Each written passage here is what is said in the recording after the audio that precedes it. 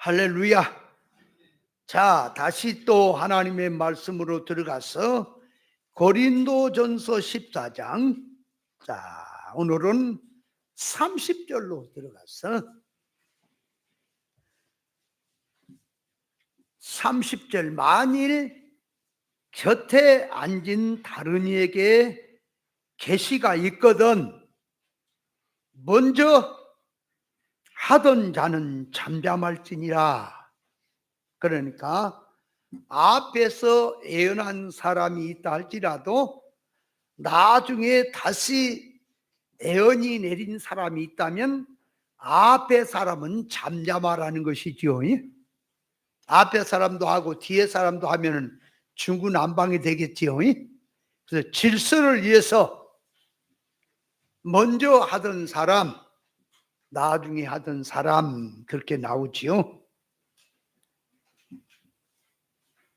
자, 그래서 이 말씀이 자 이제 뭐를 얘기하는지 또 깨달아야 합니다. 그래서 여기 이제 말씀에 보니까 계시를 그랬죠. 다른 이에게 계시가, 그러니까 앞에 사람도 계시를 말한 것이고 나중 사람도 계시를 말하는 것이죠. 자, 그렇다면 우리가 이 말씀을 이해를 하려니까 계시가 무엇이냐 그 말이요. 계시란 말은 일반 세상 사람들도 계시란 말을 쓰고요, 이방 종교에서도 무당들도 계시 받은다고 말을 쓰고요,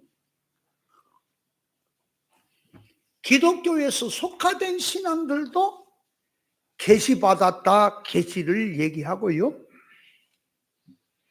이단들도 계시를 운운하고 말을 합니다. 다 써요. 그러나 성경이 말하는 계시의 본질의 뜻이 무엇이냐 그 말이에요. 그걸 아는 자가 없어요.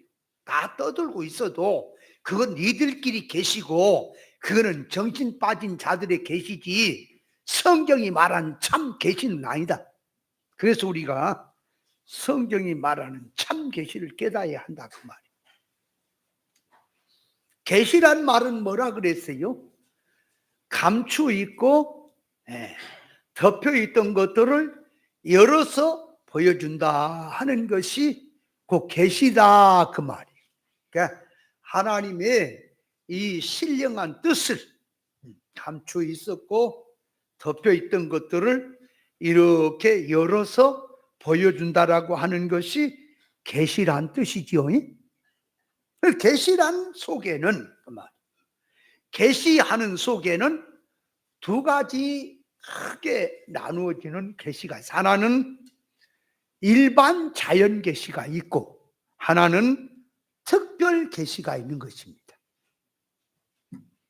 자, 그러니까 특별 계시란 성경 66권의 말씀이 특별 계시고요, 일반 계시, 자연 계시 하는 것은 성경 외에, 성경이 아닌 일반적으로 일어난 일, 자연적으로 일어난 일, 이런 것을 전부 다 일반 계시, 이 자연 계시라고 하는데, 일반 계시와 자연 계시는 특별 계시를 알게 하려고 수단으로 주신 거예요.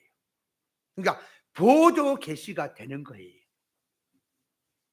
자, 그래서 자기가 신앙생활하는 사람이 기도하다가 성경에 있는 똑같은 사건하고 똑같이 자기에게 그런 일이 일어났습니다. 그럼 그건 특별 계시입니까? 일반 계시입니까? 자자자, 잘 생각들 하세요. 이걸 모르니까 이게 아주 어지럽다 그 말이에요. 세상이. 너 뭐라 그랬냐? 네가 대답했어? 자, 봐요. 자기가 신앙생활을 하다가 성경하고 똑같은 사건이 자기에게 이루어졌단 말이요. 임했단 말이요. 그러면 자기가 특별 계시를 받은 것처럼 얘기를 해요. 이게 특별 계시가 됩니까? 그건 일반입니까? 자, 예를 들어서 기도하던 가운데 안수를 받던 기도를 하던 소경이 자기가 소경이었던 다른 사람의 소경을 띄웠던, 안수를 받고 기도를 하다가 소경의 눈이 떠졌습니다. 그러면 성경에서 예수님께서도 여러 가지 면에서 소경의 눈을 띄웠죠. 그럼 자기도 기도하다가 소경의 눈을 띄웠습니다.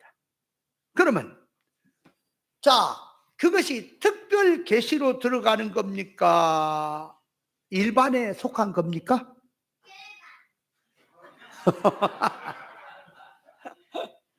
제가 똑똑하구만. 일반에 속한 거예요. 특별히 아니야.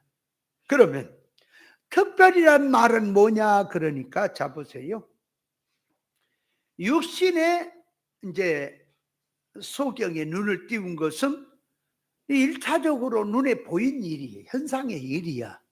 근데 그걸 들어서 말하는 속에는 실상의 뜻은 영적 눈을 띄우는 걸 계시한다 그 말이에요. 그게 그러니까 자, 소경의 눈이 떠졌습니다. 성경 말씀대로, 표면대로. 그러면 그 소경은 눈이 감긴 자들에게나 해당이 되지요. 눈 뜬 사람에게 소용없잖아요. 눈이 감겨 있는 자에게만 해당이 되죠. 그죠? 그러나 성경에 말하는 것은 영적 실상면을 두고 말하기 때문에 소경이 눈을 떴더라도 다시 영의 눈은 떠야 합니까? 그러면 육신의 눈이 밝고 종교적으로도 밝아도 영의 눈을 띄는 것은 따로 있습니까? 그렇죠. 그래서 영적 실상면에 눈을 띄우는 것을 알게 하려고 육신의 눈을 들고 와서 뜨게 했다 그 말이에요. 그걸 성경은 말하는 것입니다. 그러니까 눈에 보이는 사건 역사가 있는 것은 눈에 보이지 아니하는 실상이 있기 때문에 그걸 알게 하려고 눈에 보인 역사가 있는 것이에요. 그래서 육신의 병이 있는 것은 영적 병이 있다고 하는 것을 보여주는 거예요. 그걸 보여준다고 말이에요. 그럼 보세요. 사람이 이 이목구비가 있어요. 또 사지백체가 있어요. 그렇죠. 오장육부가 있고 오각의 오감성이 있지요. 있단 말이에요. 그러니까 예를 들어서 보세요. 오각의 오감성에 가보면 분명히 사람이 음식을 먹는데 또 냄새를 맡는데 분명히 냄새가 있고 또 음식을 먹는데 이건 짜다, 싱겁다, 또 시다, 맵다 등등이 다 있단 말이에요. 근데 기능이 미각이라는 기능이 죽어버리면 자기가 어떤 사건이든지 어떤 일이든 죽어버리면 미각을 못 느끼지요. 그렇죠? 못 느끼는 거예요. 그와 같이 영적 면에서 분명히 영의 눈이 있단 말이에요. 그래서 예수님이 본다고 하지만 너희가 본다고 하니까 소경이다. 예수님이 그러면 육신의 눈을 들고 지금 말을 하는 겁니까? 실상 눈을 보고 말합니까? 예수님을 보고도 예수님을 몰라요? 소경이죠. 성경을 보고도 하나님의 뜻을 몰라요? 소경이지요. 역사를 보고도 하나님의 역사를 몰라요? 소경이죠. 그러니까 눈은 떴지만은 성경을 모릅니다. 하나님의 역사를 모릅니다. 세상의 배후에 조종하고 계신 하나님의 구원의 역사를 모르니까 소경이죠. 그래서 성경이 입이 있어도 말을 못하고 눈이 있어도 보지 못하고 그렇죠? 바리새도 생명길을 못 걸어가는 자를 불구자라고 성경은 말을 하는 거예요. 그러니까 육신의 병을 들고 와서 지금 실상의 병을 얘기하는 거예요. 권능을 가장 많이 행한 고울들, 고라신, 베세다 이런 자들이 회개를 안 했다 그랬죠? 그러면 회개를 안 했단 말이 뭐예요? 병 고침 받고 표적 이적을 받는데도 교회도 안 다니고 절로 가버리고 이방으로 불신자로 가버렸다는 얘기입니까? 구원받고 하나님으로 은혜와 축복을 받고 표적을 보고 병 고침 받고 이런 혜택을 입은 자들이 하나님께 충성한다고, 하나님을 위해서 이 한 몸을 바쳐서 순종한다고, 섬긴다고 하지만 육신의 눈을 띄워줬으면 영적 눈 뜨는 것으로 가야 되겠고, 그죠? 눈에 보인 걸 들어서 말한 속에는 보지 않은 실상으로 들어가야 되겠는데, 이들이 눈은 떴습니다. 혜택은 입었습니다. 육으로 물질로 하나님을 섬긴다고 하고 있으니 영적 면에 돌이키지 못했다 그 말이에요. 회개가 안 됐다 그 말이에요. 지금 그걸 얘기하는 거예요. 회개란 말이 뭐라 그랬어요? 우리의 신앙이 충성이란 말을 하고 죄, 사망, 악이란 말을 하고 회개란 말을 해도 그 말하는 기준이 있는 거예요. 기준, 척도가 있단 말이에요. 그러니까 죄라고 하는 거, 악이라고 하는 것도 하나님의 의사 적중의 뜻에서 놓고 빗나가고 어그러지고 이질로 가는 것을 죄요 악이라고 하는 것이고, 회개한다고 하는 것도 그냥 종교적으로 네 잘못한 건 네 치고 그런 게 아니라, 회개는 하나님의 의사 적중에다 맞추어서 돌이키는 것을 갖다가 회개라고 성경은 말하는 거예요. 자, 그러니까 이 회개가 안 됐다는 것은 뭘 말한다고요? 육신의 면이나 종교적인 면에서는 그 말이에요. 회개가 되고 1차적으로는 된 건데, 이제 실상으로 돌아가야 되는데 실상이 없다 그 말이에요. 회개가 안 되는 거예요. 그러니까 이 신앙이라고 하는 것이, 보세요. 밭에서 일하다가 보화를 발견한 사람이 있다 그랬지요? 그게 뭐냐 그러니까 이 나오미 가정에, 내 나오미 가정을 갖다가 제가 설교를 하고 나서 다시 말씀을 들어보니까 오르바 가정이라고 얘기를 했더라고. 내가 그렇게 얘기를 해도 나 엘리멜렉의 가정이 나오미 가정으로 이해를 하면 됩니다. 아, 목사님이 또 나이가 좀 들어가니까 셌구나 그렇게 이해를 하고, 이 쑥떡같이 개떡같이 말해도 찰떡같이 알아먹으면 돼요. 어떻게 그렇게 입이 샜냐 그러지 말고, 그러니까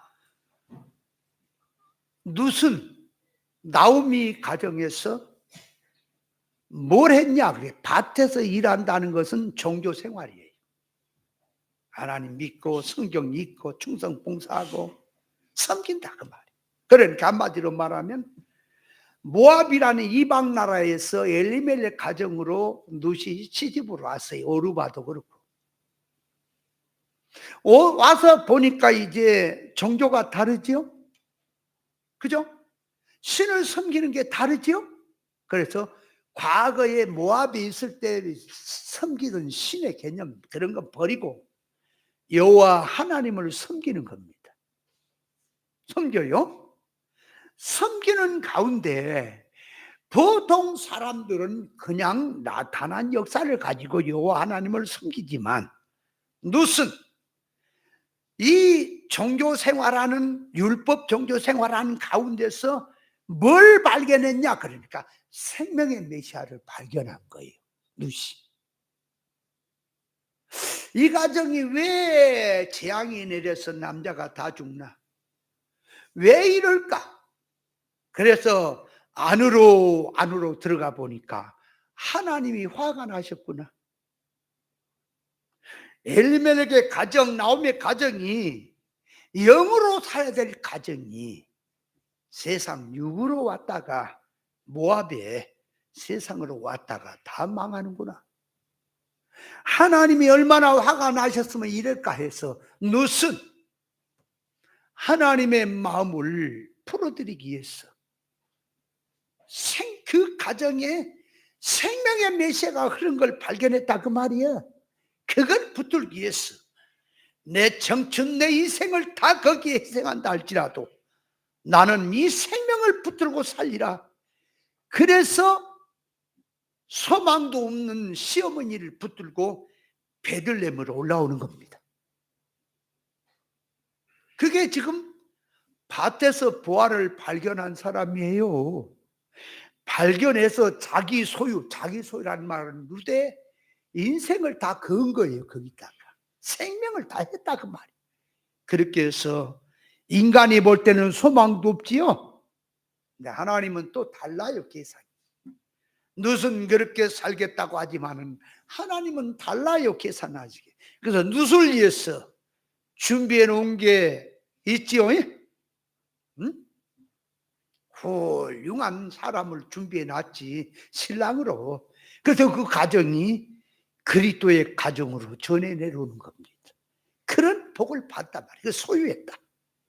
그래서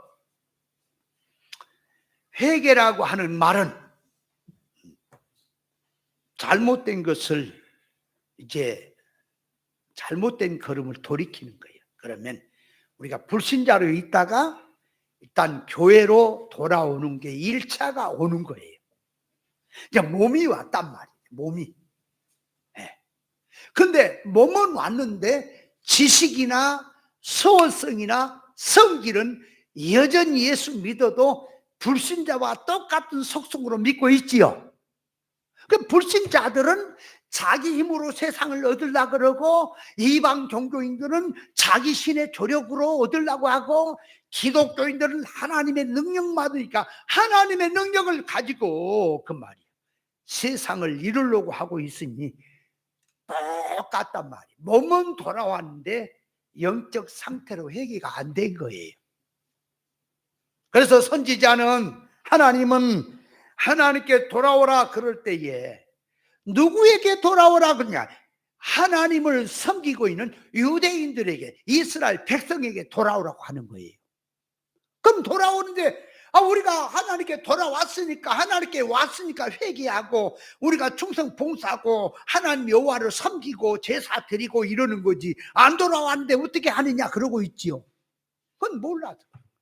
몸은 돌아왔다, 너희들이 장소는 돌아왔다, 종교적으로는 회개했다. 그러나 이제 신앙 개혁을 하자. 지식을 바꾸자. 소원성을 땅의 것에서 하늘의 것으로 바꾸자. 육으로 살던 걸 영으로 살자. 인본주의로 살던 걸 신본주의로 돌이키자. 썩어질 걸 붙들고 네가 손하고 살았느냐? 이제는 영생의 그 영원한 것을 붙들고 유업으로 삼고 살자. 주님이 말씀하실 때에 육으로 살던 자가 영으로 사는 것이 회개입니다. 인본주의로 살던 자가 신본주의로 돌이켜 사는 것이 회개입니다. 인간 자기 주관으로 썩어질 거 자기 계산으로 살던 것을 하나님의 의사적 뜻을 붙들고 자타의 구원 이루고 사는 자체가 회개입니다.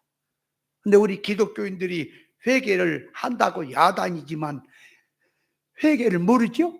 그래서 회개는 먼저 방향회개가 있고 그 다음에 정별회개가 있다 그랬지요. 방향회개는 뭐라고? 지식, 하나님을 향하는 거, 전부 하나님 쪽을 향하는 방향이 틀렸단 말이에요.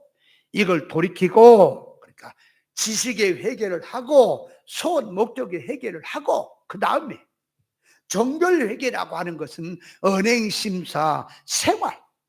그러니까 한마디로 말하면 우리나라가 일본에게 식민지로 36년을 살다 보니까 언어도 뺏기고 또 소유도 뺏기고 모두 뺏겼죠.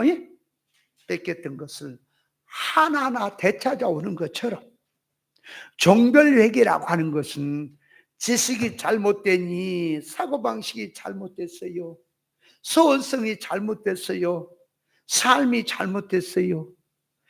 종별 회개는 방향 회개가 바로 잡히니, 아하, 내가 썩을 것 붙들고 살았구나.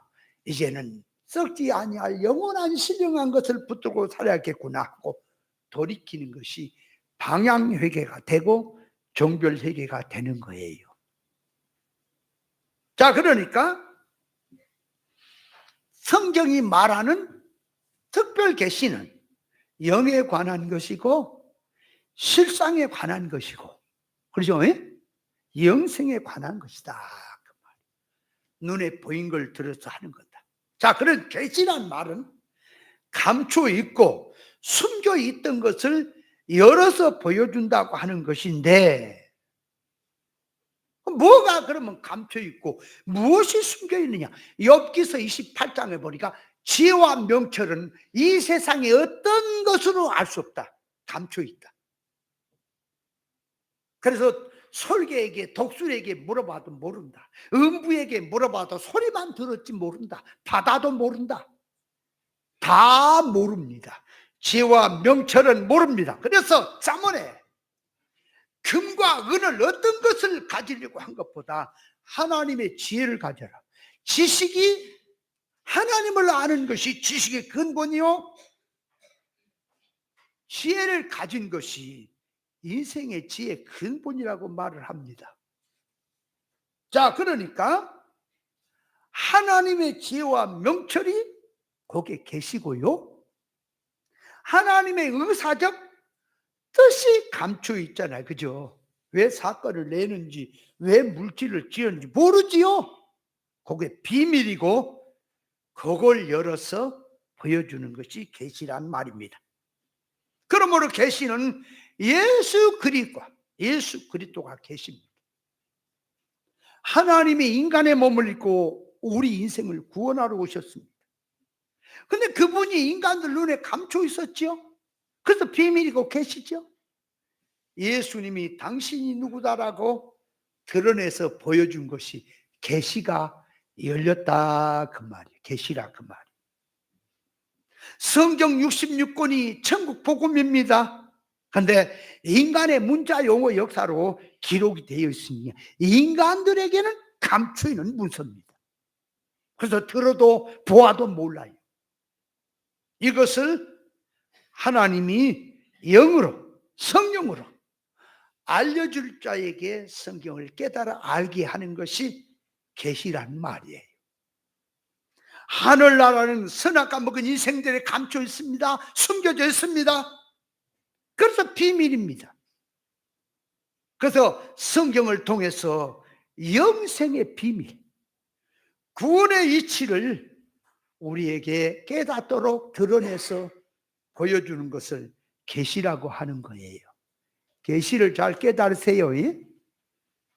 그 짤데없는 귀신 같은 소리 해사지 말고 계시도 모르면서.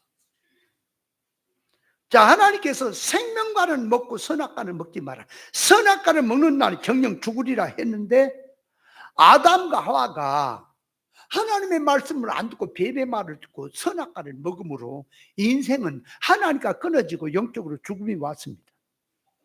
인생과 몸은 살아도 영은 죽어서 죽은 상태로 살고, 태어난 사람도 영이 죽은 상태에 인생과 몸으로 태어나고 살다가 죽고 하는 것이 그 인생입니다. 그래서 영이 하나님과 끊어지고 죽음이 온 인생들은, 자, 하나님에 대해서, 천국 실상세계에 대해서, 영생에 대해서, 구원에 대해서는 문이 닫혀버렸어요. 선악과 먹고 타락함으로 말미암아. 그래서 타락한 인간은 천국도 모르고 하나님도 모르고 그만 썩어질 걸 붙들고 그것이 다인 줄 알고 그게 행복인 줄 알고 붙들고 살고 있습니다. 그렇게 살고 있는 인생들에게 예수님이 하나님부터, 하늘로부터 인간의 몸을 입고 이제 오시는 것이 계시가 열리는 거예요. 천국이 열린단 말이에요. 천국이 오는 거예요. 천국을 갖고 왔단 말이에요. 또 미친 사람들처럼 천국이 이 땅에 왔다 그럴 때에 본점 천국을 놔두고 지점 천국 의미에서 천국 운동 차원에서 천국이 왔다고 이해를 해야 되는데, 이 미친 사람들이 깨닫지 못한 자 중에는 실상 천국이 이리 와버려서 실상 천국이 없다고 하는 자들이 많아요. 그렇게 가르치는 자들이 그 신천지 같은 이런 아주 미친 자들인 거예요.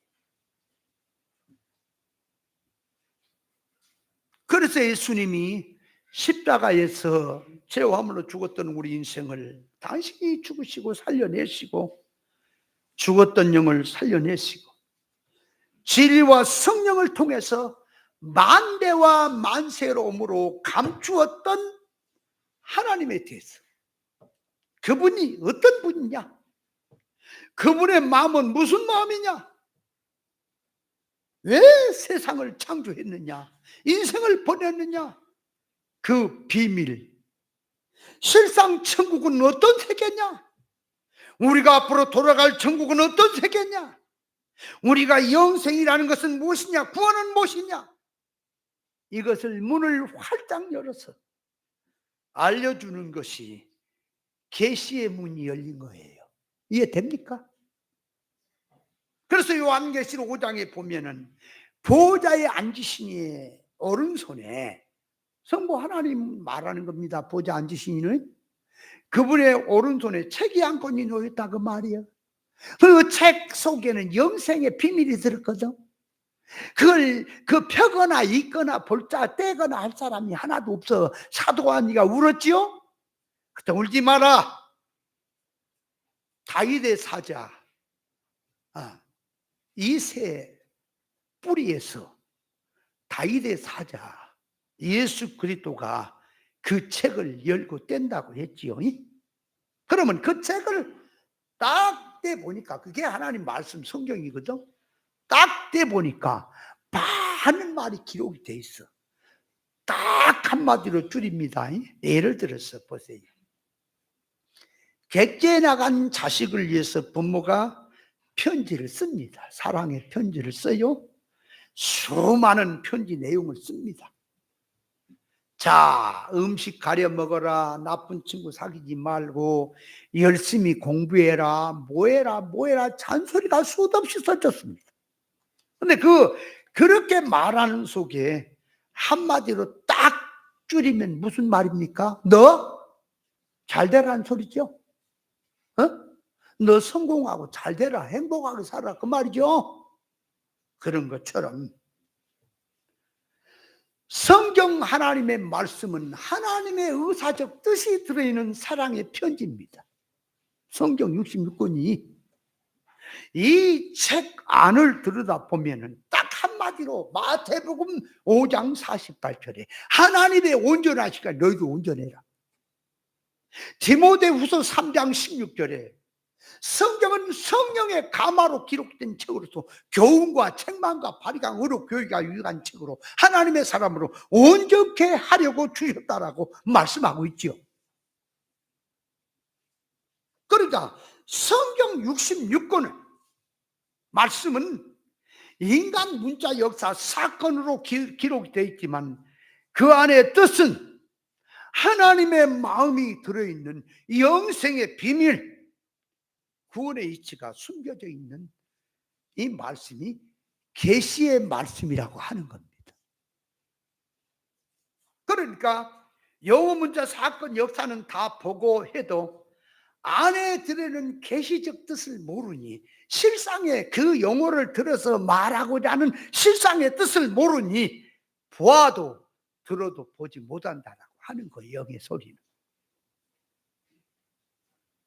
자, 그래 계시의 말씀을 인간들에게 전해주는 방편으로 비와 상징을 들어서 하나님의 말씀의 의사적 뜻을, 그 뜻에 대해서, 실상 천국에 대해서, 영생에 대해서 감춰있고 덮여져 있던 것을 열어서 보여주는 게 계시인데, 이 계시를 전달하는 방편이 비와 상징입니다. 그래서 마태복음 13장 10절에 보니까 제자들이 예수께 나와 가로되 어찌하여 저들에게 비유로 말씀하시나이까? 예수께서 대답하시기를 천국의 비밀이 비밀을 아는 것이, 그러니까 천국의 비밀이 뭐예요? 하나님에 대해서, 성경에 대해서, 실상 천국에 대해서, 인생의 영생에 대해서 아는 것이 너희에게는 허락이 됐지만 저들에게는 덮여 있다. 그래서 저희가 내가 비유로 말하는 것은 저희가 보아도 보지 못하며 들어도 듣지 못하게 함이니라. 성경 66권의 말씀은 인간의 문자 역사를 들어서 말씀하시지만 그 안에는 신령한 뜻이 전부 들어있습니다. 그러니까 계시를 열어서 보여준다는 말은 문자 역사를 떠들고 안에 들어있는 구원의 이치, 하나님의 의사적 뜻을 드러내서 보여주는 것이 계시를 열어서 보여주는 거예요. 그래서 성경은 비유가 아니면 말하지 않았다 그랬는데, 거의 성경을 보는 사람들이 비유는 비유고 실제로 된 건 비유가 아니라고 생각을 해요. 그러나 성경은 전부가 비유입니다. 실제적인 사건도 비유예요. 그래서 성경의 역사는 비유와 비사로 되어 있습니다. 예를 들면 아브라함의 가정에 아브라함이 실제로 있지요. 그의 부인 사라가 있고 하갈이 있지요. 그 부인 사라에게서 이삭을 낳고 이 종 하갈에게서는 이스마엘 종을 낳은 게 실제로 있지요. 근데 이것이 갈라디아서 4장에 보니까 비유요 그랬지요. 그러니까 실제로 있는 사건인데 그 사건 속에 영적 실상의 뜻을 말하려고 하기 때문에 비유, 비사가 된다 그 말입니다. 비유란 뭘 말하냐? 어떤 사실을 설명할 때 비슷한 모양의 것, 관련성이 있는 것을 가지고 와서 빗대어서 참뜻을 알게 하겠다는 것이 비유를 든 뜻이죠. 계시를 알리는 이 방편이 비유와 비사와 상징으로 들어서 알리는 것인데, 하나님의 소원, 하나님의 마음, 하나님의 뜻이 감춰 있지요. 문자 속에, 역사 속에. 그렇죠? 인간이 알 수가 없어요. 인간이 알도록 성령의 감화를 통해서 그 숨겨졌던 비밀을 알리는 방편이 비유입니다.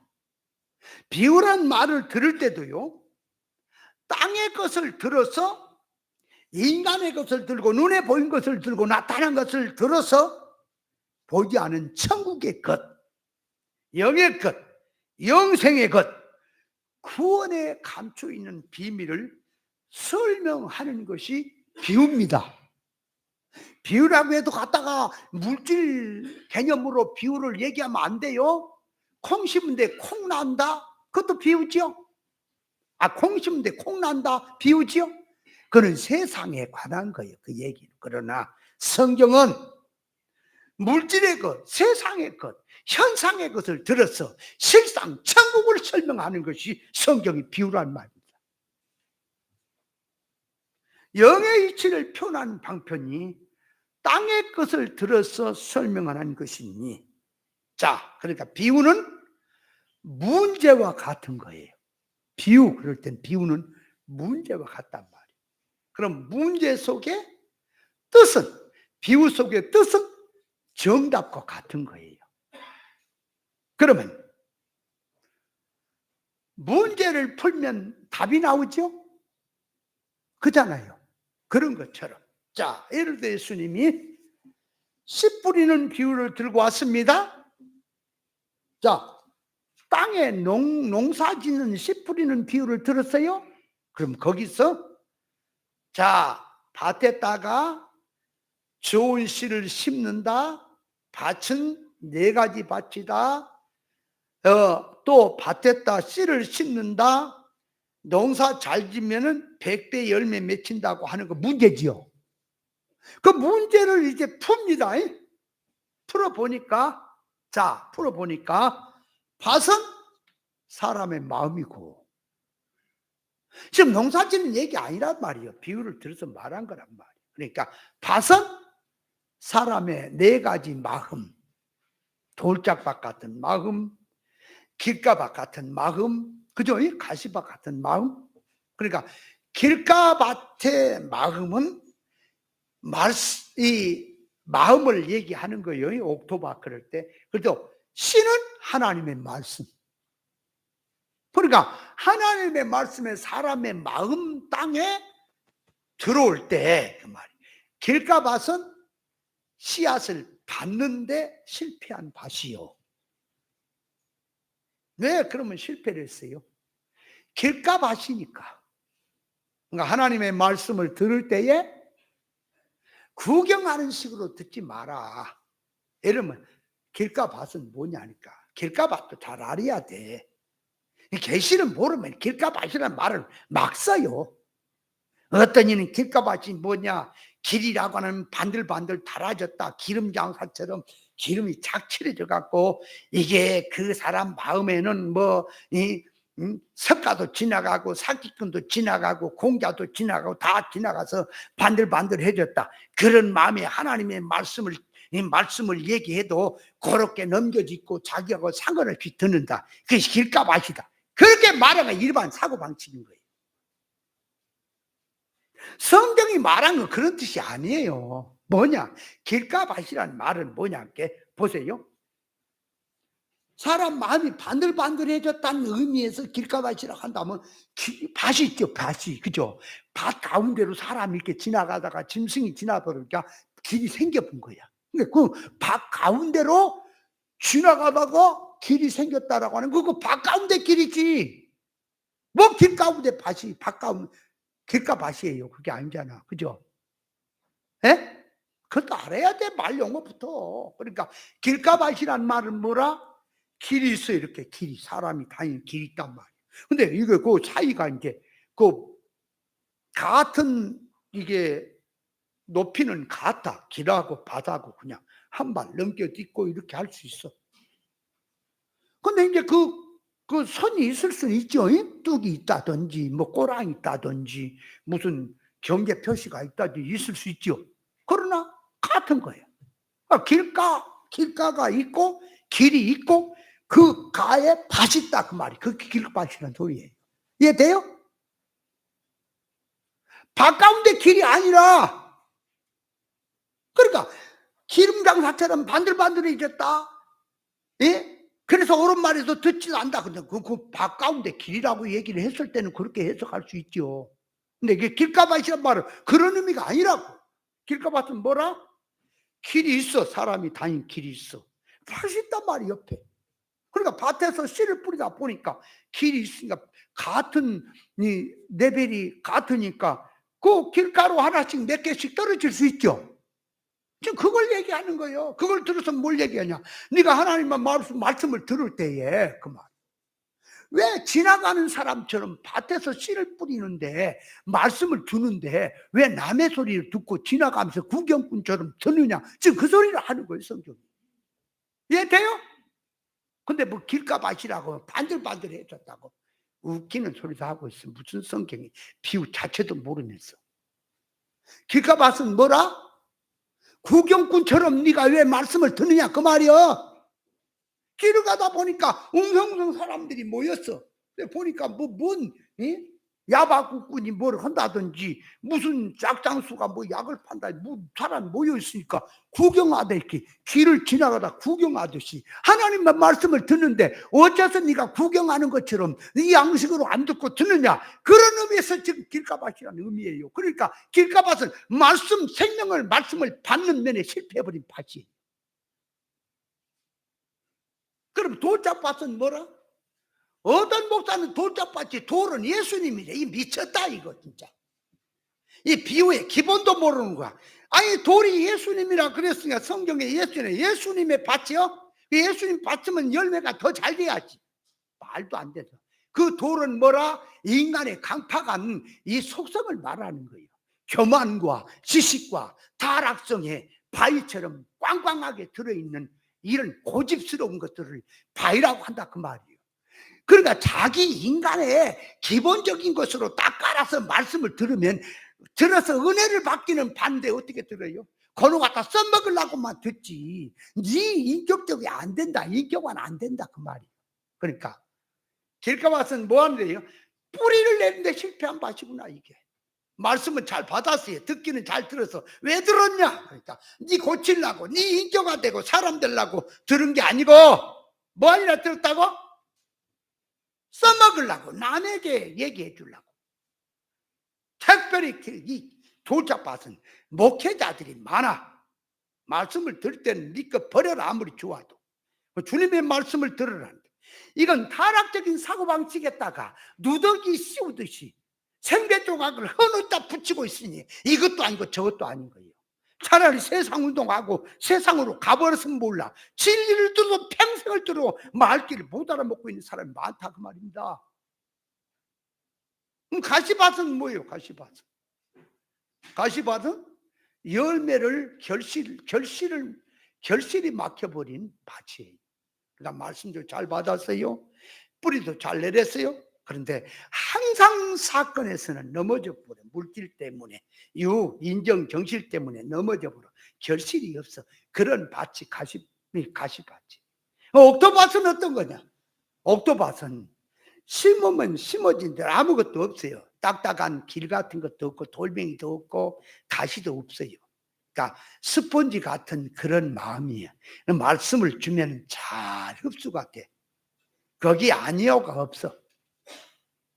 그래서 좋은 마음이라, 착한 마음이라 그러는데, 착한 마음이 하나님 앞에서 얘기를 하는 거예요. 그런 마음이야만이, 그런 심령이 돼야만이 말씀이 들어진 대로 열매가 되는 겁니다. 그러면 여기서 자 보세요. 일반적으로도 목사님들이 이제는 많이 이제 성장들이 돼가지고 씨 뿌리는 비유를 들어서 이제 얘기를 하겠지. 신천지 같은 자들도 말은 하겠지. 밭은 사람의 마음이요, 씨는 하나님의 말씀입니다라는 말 하겠지. 그건 모르는 사람 누가 있겠어, 그죠? 그러면 열매가 있죠. 열매 30배, 60배, 100배 열매가 맺혔다. 열매를 모르는 거지 이제. 열매가 뭡니까? 아니, 밭은 사람의 마음이고 씨는 하나님의 말씀인데 그거 갖고 신앙 농사를 지었는데 열매가 뭐예요? 열매가 사람 쇠를 모아서 성공하는 거예요? 열매가 뭐예요? 열매는 사람의 마음 속에, 인격 속에 하나님의 성품으로 만들어지는 것이 열매입니다. 그거 있어요? 그걸 알아요? 종교 활동 열심히 하는 게 열매예요. 기도 열심히 하는 게 기도 열매고, 뭐 충성 열심히 하면 충성 열매고, 뭐 찬양을 열심히 하면 찬양이 열매입니까? 그런 것도 다 수단인 것이고, 진정한 열매는 사람이 하나님의 성품으로 닮았어. 그래서 열매가 그 성령의 열매 아니겠습니까? 열매를 지금 말을 하는 거예요. 자, 그래서 성경을 한번 또 펴서 보십시다. 이거 또 시간이 다 가버리네. 시편 78편을 한번 봐봐요. 시편 78편.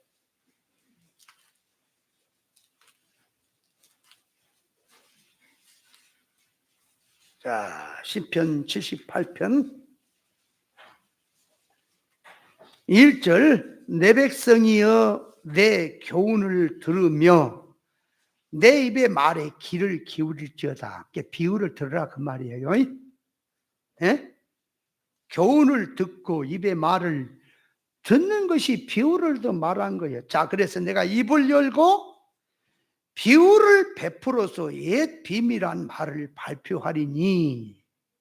그러니까 비유를 베풀어서, 입을 열어서, 그러니까 비유를 베풀어서, 그러니까 입을 열고 비유를 베푸는 것은 실상 얘기를 하려고 눈에 보이는 것을 비유로 들고 왔다 그 말이야.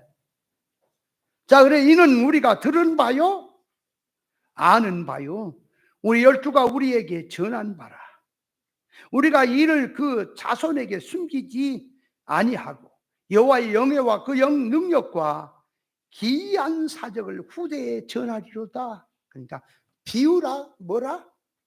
실상의 뜻을 알게 하려고 빗대어서 무엇을 들고 와서 설명을 한다. 그래 잘 들으라 그 말이야.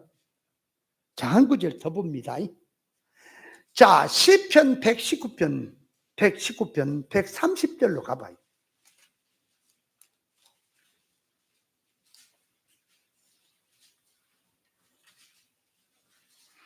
주의 말씀을 열무로, 시편 119편 130절이요. 시편을 마태복음 옆에 찾지 말아요. 자, 여기 보세요. 주의 말씀을 열무로, 근데 연단 말이에요. 말씀을 열어, 비밀을 열어, 그 안에 담긴 것을. 그러니까 열무로 그 말은 해석함으로 그런 뜻이에요. 에? 자꾸 연다니까 막 신비야, 막 이상한 거 생각지 말고 해석함으로 어둔한 자에게 빛이여 깨닫게 하나이다.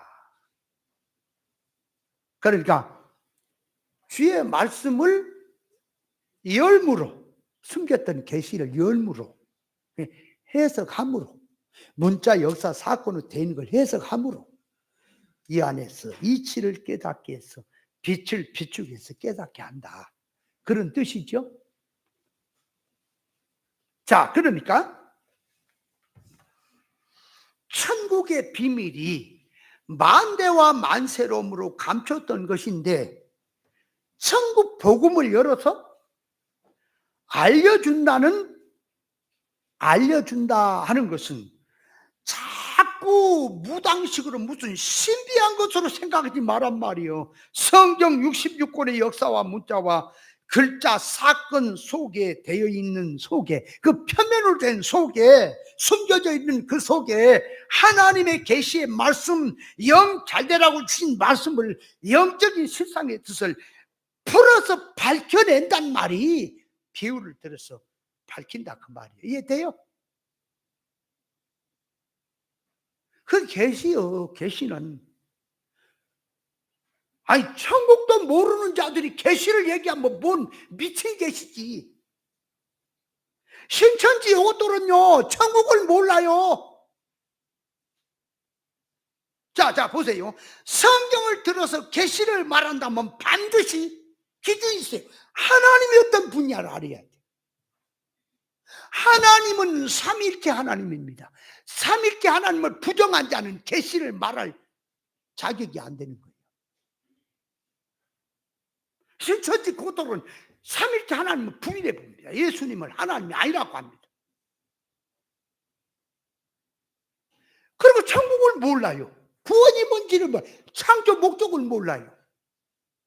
그래놓고 자기 나름대로 뭘 이론을 만들어 갖고 그 미친 소리지 무슨 계십니까? 여러분, 무당이 계시를 봤다니까 미친 짓이지 그게 정상이에요? 창조 목적이 나와야 돼요. 영원한 실상 천국에 대해서 이치가 나와야 돼요. 바른 깨달음이 나와야 돼요. 그 면에. 그리고 성도의 구원의 이치가 나와야 한단 말이에요. 성경 66권 속에서 일꾼의 이치가 나오지 않으면 그건 계시가 아니에요. 이해됩니까? 눈에 보인 것을 들어서 말함 속에는 실상면이 있기 때문에 실상면을 두고 실감나게 하려고 눈에 보인 것을 들어서 말씀하는 것입니다. 그러면 주님 말합니다. 이 독사의 새끼들아 그랬어. 여러분, 독사의 새끼란 말은 독이 있는 뱀이죠. 그러면 독사가, 실제적인 독사가 사람을 물면 사람이 독이 퍼져서 죽지요? 그죠? 근데 그 독사는 육신 생명만 죽일 뿐이지 영적 생명 못 죽입니까? 근데 비진리 땅의 복음, 다른 복음으로 된 독은 그 말, 독사들이. 그래서 마태복음 23장 33절에 이 뱀들아, 독사의 새끼들아 그랬잖아. 바리새인, 서기관, 외식자들을 가리켜서. 그러니까 서기관, 바리새인, 외식자들을, 이 독사들은 뭐가 독이냐? 비진리를 갖고 온 게 독이요. 그걸 갖고 와서 사람에게 주입을 시키고 독이 퍼지게 하면 영생이 망하게 한다니까, 이 영적인 독은.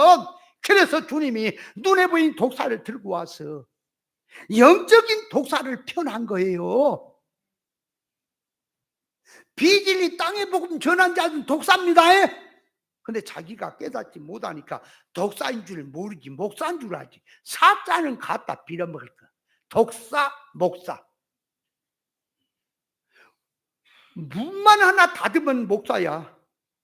독사가 뭔 말인지 알았어요? 문만 하나 닫으면 목사라니까, 독사가. 왜냐면 독사, 목사. 그게 하나만 닫으면 목사가 되는 거예요.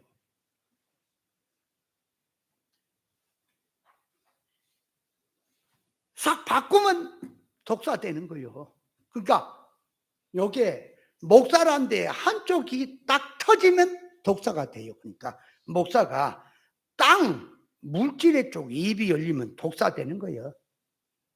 독사라니까 영적으로 이 사기꾼이고 거짓 선자고 이 나쁜 사람이라고 하니까 자꾸 이단 사입이 사회적으로 폐를 끼치는 악한 페루나들만 생각하지 마세요.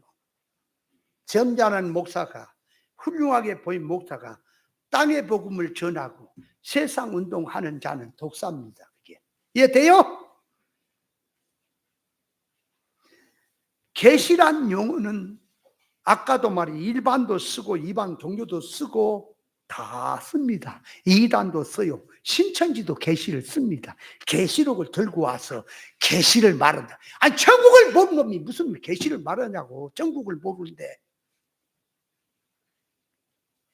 신천지 사람들 만나면 천국을 모르겠대요. 이런 환장, 된장, 고추장 할 인간들 좀 봐라.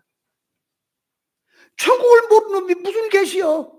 여러분, 계시는 천국을 바탕으로 놓고 나온 말이에요. 기독교 안에서 이 계시를 바로 모르니까 기도하다가 하늘로부터 뭐 입신 티켓이 몇 장 날아온 게 계시가 내려왔다는 거야. 기도하다가 앞으로 뭐 무슨 일이 있을 것이다 이 하고 이게 애언이 내려오면 이게 계시가 왔다는 거예요. 장사를 하는데 무슨 장사를 해야 사업은 무슨 사업을 해야 성공이 되겠냐, 이걸 알아맞힌 것이 계시가 열렸다는 거예요. 이게 미쳤다 이게. 그러면서 하는 말이 영적 면에서 하나님부터 명령이 내려졌다고 계시를 받았다고. 이게 무당인 거예요 다들. 계시는 성경입니다. 계시가 열린 건 천국이 열리는 거예요. 계시가 열린 건 하나님의 의사가 보이는 거예요. 천국도 모르고 하나님도 뭐 구원도 모르는 자들이 뭘 계시를 봤다고.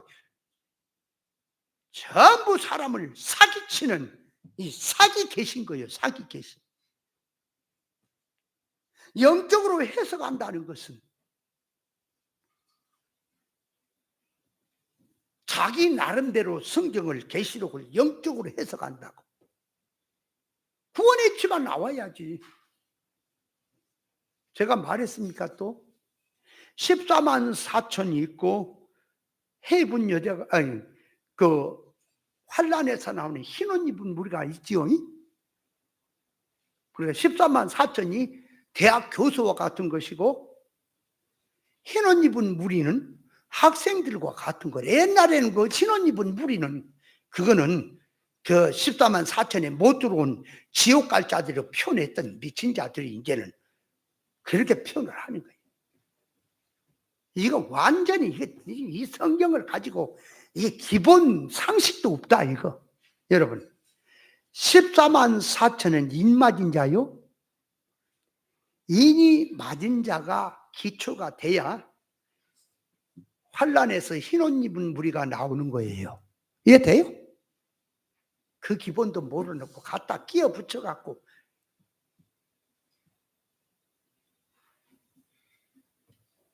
또 입에서 잘못하면 욕 나오려고 하니까 내가 참는 거예요. 가만히 있을 수가 없단 말이에요. 정말로 이게 있을 수 없는 일들이다.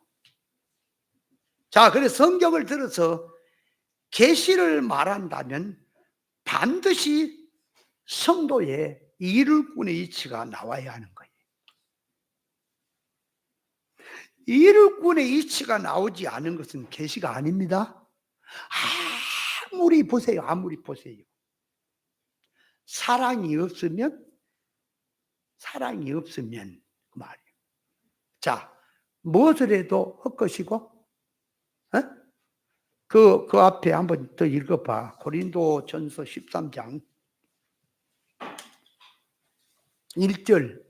내가 사람의 방과 천사의 말을 할지라도 사랑이 없으면 소리난 구리와 울리는 꽹과리가 되고. 자, 같이 2절 시작. 내가 영원한 누이서 모든 비밀과 모든 지식을 알고 또 산 옮길 만한 믿음이 있을지라도 사랑이 없으면 내가 아무것도 아니에요. 내가 내게 있는 모든 것으로 구제하고 내 몸을 불사르게 내어줄지라도 사랑이 없으면 아무 유익이 없니. 여기서 말하는 사랑이 뭐라? 아가페 사랑. 아가페 사랑은 진리를 모르면 모릅니다. 뭐가 아가페 사랑인지. 아가페 사랑이 뭐라고요? 처음 사랑이다. 완전한 사랑이다. 거저주는 사랑이다. 무조건 사랑이다. 요것만 같은 돌림노릇처럼 까불지 말고, 아가페 사랑은 영 잘되게 하는 사랑이다. 영이 죽어있는 자가 뭘 다른 자녀고 형제고 부모고 누구고 하는 영 잘되게 하는 것을 그 염려할 수가 있어요. 지부터 망했는데. 그러니까 진리가 아니면 아가페는 없는 거예요. 아가페가 없는 가운데 네 몸을 불사르게 내어줘라. 네 몸을 사람을 불사르게 내어. 사랑이 있어요 없어요? 사랑으로 한 거예요 안 한 거예요? 아니, 사람 살리려고 자기 몸을 내어줬으니까 사랑으로 한 거죠. 그건 아가페는 아닌 거예요. 인조 사랑이지. 아가페 사랑은 다른 거예요. 그러니까 아가페 사랑이 없으면 아무것도 아니다. 그런 것처럼 별 시원한 계시를 말한다 그러고 비밀을 말한다 뭐 별걸 다 해도 성경에서 말씀한 이 성도의 실상면을 고치는 하나님의 성품 입어서 그리스도 온전한 사람 되자고 하는 일꾼의 이치가 나오지 않으면 다 계시가 아님을 알면 돼요. 아멘. 계시는 뭐라? 성도의 자타의 일꾼의 이치다. 깨달았어요? 자, 그러고 놓고 이제 이 30절에 계시가 먼저 사람이 내리고 나중 사람이 내리고 하는 말을 이제 설명을 해야 돼. 시간이 다 가버렸어. 이걸 시작하면은 이게 시간이 늦으니까 그냥 오늘은 계시만 깨달으세요. 자, 계시 눈을 감고도 말할 수 있어야 돼요. 계시는 뭐다? 하나님에 대한 얘기다. 천국에 대한 얘기다. 영생에 대한 얘기다. 예수님에 대한 얘기다. 성도 구원에 대한 얘기다. 그게 계시다. 인생들이 감추어 있다. 계시가 뭔지 알겠어요? 잘 깨달으세요. 깨닫지 못하면 엉뚱한 말도 안 되는 자들에게 그냥 도매급으로 붙들려 넘어가는 거예요. 뭐 희한한 거 있는 것처럼. 여러분, 가장 영적이란 말이 뭔지 알아요? 영적. 사람 보세요. 육신이 있고 영이 있지요. 영이 주격이지요. 그죠? 사람이 껍데기 보고 물질 보고 세상 것 보고 움직이는 것은 육으로 움직이는 거예요. 영은 구원을 위해서 타산을 놓고 움직이는 거예요. 그래서 구원을 위해서 움직이는 것이 영입니다. 영이 주격이 돼서 움직이고 살아라. 이것이 계시 받은 사람의 삶이다. 자,